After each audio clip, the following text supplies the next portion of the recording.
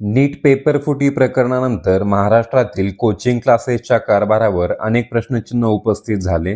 याच पार्श्वभूमीवर महाराष्ट्र सरकारने महाराष्ट्र खासगी कोचिंग सेंटर नोंदणी आणि नियमन विधेयक 2026 चा मसुदा जारी केला आहे. कोचिंग क्लासेसचे आजपर्यंतचे नियम काय होते, ह्यापुढे कोणते नियम असणार आहेत आणि ह्या सर्वांचा सामान्यांवरती काय परिणाम होणार आहे, हेच आपण या व्हिडिओमधून समजून घेणार आहोत. नमस्कार, मी संदेश. आपल्या नवीन व्हिडिओमध्ये तुम्हा सर्वांचं स्वागत आहे. तुम्ही जर चॅनलवरती नवीन असाल तर आत्ताच आपल्या चॅनलला सबस्क्राईब करा, म्हणजे असे माहितीपूर्ण व्हिडिओ तुमच्यापर्यंत पोहोचतील. चला तर मग आपल्या व्हिडिओला सुरुवात करूयात.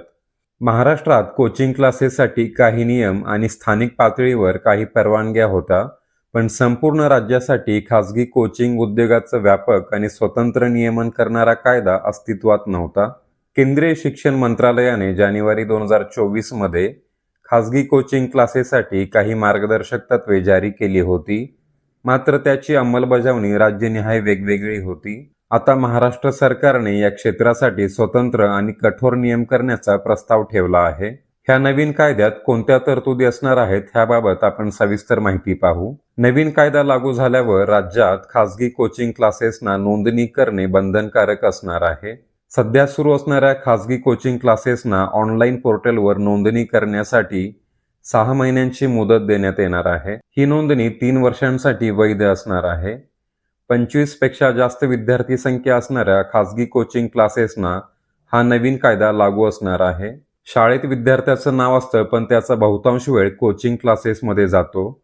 अशा डमी शिक्षण पद्धतीला देखील आळा घालण्याची तरतूद ह्या नवीन कायद्यामध्ये करण्यात येणार आहे. एखादी मान्यताप्राप्त शाळा अशा प्रकारच्या व्यवस्थेत सहभागी असल्यास संबंधित शाळेवर देखील कारवाई केली जाऊ शकते. तळघरात कोचिंग क्लासेस चालवण्यास बंदी घालण्यात आली आहे. नव्या मसुद्यानुसार विद्यार्थ्यांचं अध्यापन दिवसाला जास्तीत जास्त 5 तास असेल. विद्यार्थी आणि शिक्षकांना आठवड्यातून किमान 1 दिवस सुट्टी द्यावी लागेल. साप्ताहिक सुट्टीच्या दुसऱ्या दिवशी परीक्षा घेता येणार नाही. 13 वर्षापेक्षा कमी वयाच्या विद्यार्थ्यांना कोचिंग क्लासेसमध्ये प्रवेश देता येणार नाही. शैक्षणिक कोर्स सुरू झाल्यावर जाहीर केलेल्या शुल्कापेक्षा जास्त शुल्क कोचिंग क्लासेसला घेता येणार नाही. विद्यार्थ्यांनी कोर्स मध्येच सोडला तर न वापरलेल्या कालावधीची फी परत करावी लागणार आहे. हॉस्टेल आणि मेसचे शुल्क देखील परत करण्याची तरतूद करण्यात आली आहे. कोचिंग क्लासेसच्या वेबसाईटवर शिक्षकांची शैक्षणिक पात्रता, फी आणि फी रिफंड पॉलिसीबाबत माहिती देणे बंधनकारक करण्यात आले आहे.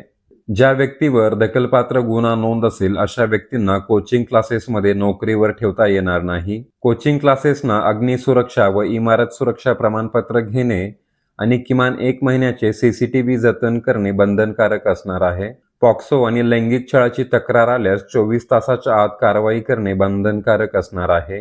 नियमांचे उल्लंघन करणाऱ्या कोचिंग क्लासेसना आर्थिक दंडाची देखील तरतूद करण्यात आली आहे. किरकोळ उल्लंघनासाठी 1 ते 5 लाख रुपये तर गंभीर स्वरूपाच्या उल्लंघनासाठी 10 ते 50 लाख रुपयांच्या आर्थिक दंडाची तरतूद करण्यात आली आहे. वरील सर्व नियमांच्या माध्यमातून खासगी कोचिंग क्लासेसना कायद्याच्या चौकटीत आणण्याचा प्रयत्न सरकारकडून केला जात आहे. खासगी कोचिंग क्लासेस संदर्भातील ह्या नवीन कायद्याबाबत तुम्हाला काय वाटतं हे नक्की कमेंट करून सांगा. असेच माहितीपूर्ण व्हिडिओ तुमच्यापर्यंत पोहोचण्यासाठी आपल्या मराठी संदेश या YouTube चॅनलला नक्की सबस्क्राईब करा. भेटू पुन्हा नवीन व्हिडिओमध्ये. धन्यवाद.